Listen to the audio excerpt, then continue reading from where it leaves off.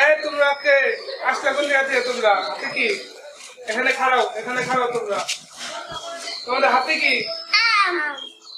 আম পাইছো কোথায় টুকাই আনছি টুকাই আনছো না চুরি করছো টুকাই আনছি সত্যি করে দাও চুরি করছো না আবার না আমরা টুকাই আনছি তো টুকাই পাইলা কোথা থেকে